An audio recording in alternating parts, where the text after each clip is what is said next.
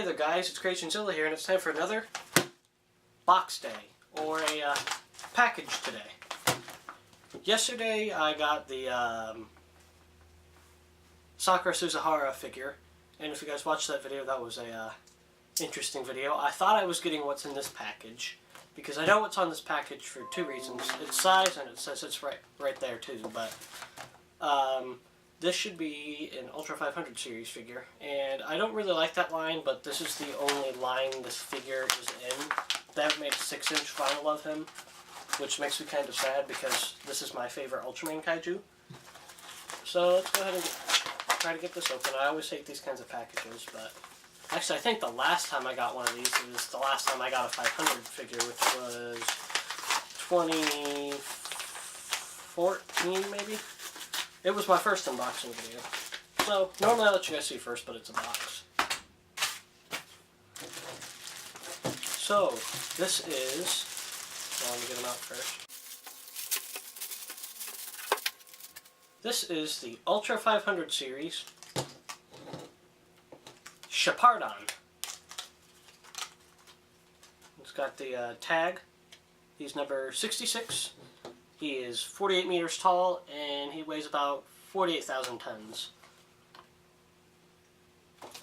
So, Shepardon, I'll probably take the tag off, because you guys know me, I don't keep tags.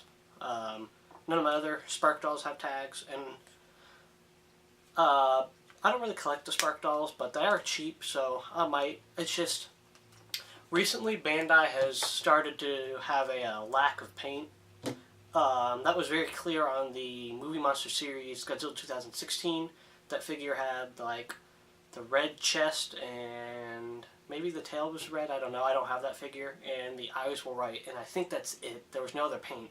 So I mean, this figure has a good sculpt. I mean, even looking at the picture on here, it's a great sculpt. It's just you can't really appreciate it without the paint. I've seen a really cool repaint of this. I'll put that up now.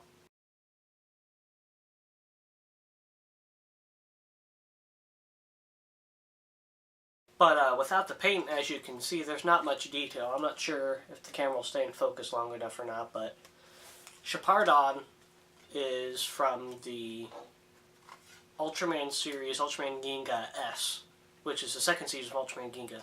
Now, a lot of people really hate on Ultraman Ginga a lot for some reason. I don't really understand why. A lot of people don't like the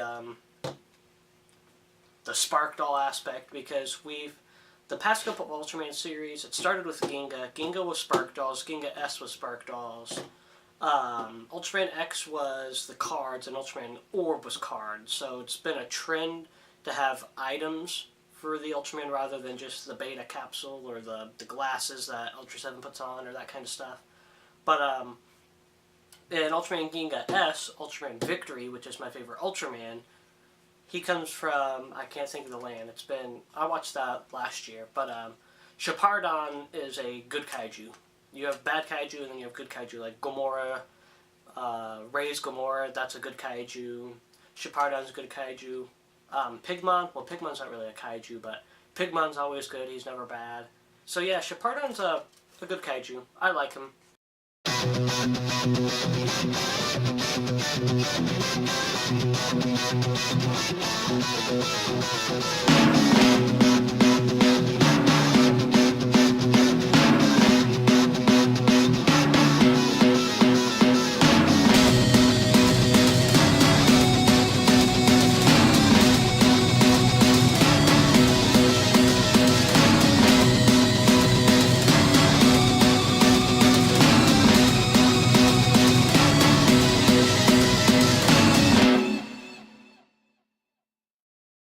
He's really cool because in the series, Shepardon ends up actually dying in one of the episodes, and he's made into I think it's the Shepardon Saber, which Ultraman Victory uses. Ultraman Victory is really cool because he can change different parts of his body into different monster parts. So like, he can be EX Red King's fist or L King's tail whip. He can accessorize, sort of like the armors that X uses in Ultraman X, but it's organic actually.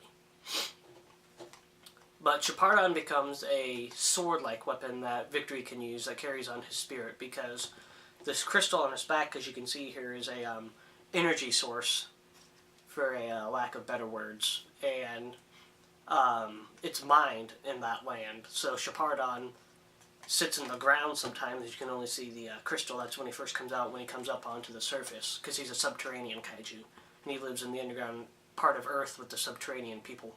So in a way, I guess he's sort of like Megalon, but way better. So let's pull down a couple figures for some size comparisons. We'll go ahead and grab the Ultra 500 series Ultraman, the Ultra 500 series Super COV or Gobu, and the Ultra 500 series Golza. So, I don't know if you guys can tell in the video or not, but he's got a little bit of a warp.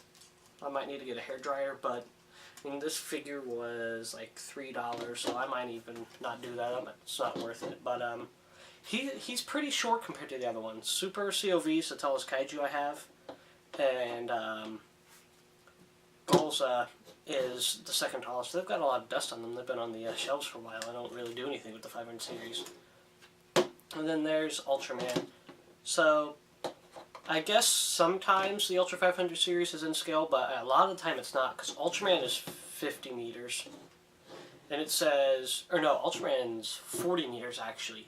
So Super COV should be, or this is not Super, this is Shepardon, should be probably, well, none of the kaiju are in scale with Ultraman. They should be much taller. Ultraman should be about the size Shepardon is. So that's the only reason I haven't gotten any more Ultra 500 series, really. I don't want to spend the money on them, but Shepardon is my favorite monster, and they don't have a 6-inch vinyl of him, which I would have preferred to get, but that, and I don't think we'll see a, because the Ultra Act line is pretty much dead, and now we've got the Ultra Act, or the Ultra Figure Arts line, which I don't know if I'll do that. They're smaller figures now. The kaiju are in scale, but the Ultras are not. They're even smaller now. So, I don't know. We probably won't see Shepardon on that line either. I don't even think there's a Victory figure. I think Ginga might be the latest Ultraman that has been put into an articulated form. I don't think there's a Victory. There's definitely not an X. And there's definitely not an Orb. Orb would be difficult because you've got the different forms of Orb. You've got the Zephyrion one, you've got the Hurricane Slash, you've got Burn Might, you've got his Thunderbreaster form, and you've got the Orb Origin. So that's 5 different figures. And then you've also got for X, you have X, but he would have to come with a lot of accessories. So if they did that, they'd probably release X as standalone figure, and then they'd have an accessory pack, sort of like what SA's Monster Arts did with the Garuda and Mechagodzilla 2. They had Mechagodzilla 2, and then they released Garuda. And now that Garuda's blown up in aftermarket prices, they've released the Ultimate Mechagodzilla, or Super Mechagodzilla, so it's Mechagodzilla and the Garuda in a chrome color scheme. Which is good that they've re-released that. Mechagodzilla started to go out of print, and Garuda is virtually gone unless you want to pay $500 for them, so. Super COV Ultra 500 series. I'm happy with the purchase because it's my favorite monster from the Ultraman series. I'd like to see a step up in quality from Bandai.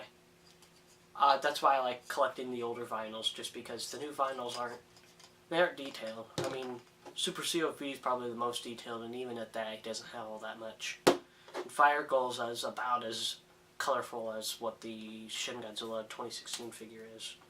And you can't ever move hardly anything on these figures, so. They save shelf space, and they're cheap. Probably good for beginner collectors. I'm not saying you shouldn't collect the line, I'm just saying I don't personally like it, but I could see myself picking up individual kaiju that I like. I got these guys because these were the cheapest available at the time, and I got Shepardon because he's my favorite, so I could see myself maybe picking up some of the other obscure monsters of the series, but hopefully G-Fest will hold more Ultra Kaiju this year. Stay strong, Kaiju fans.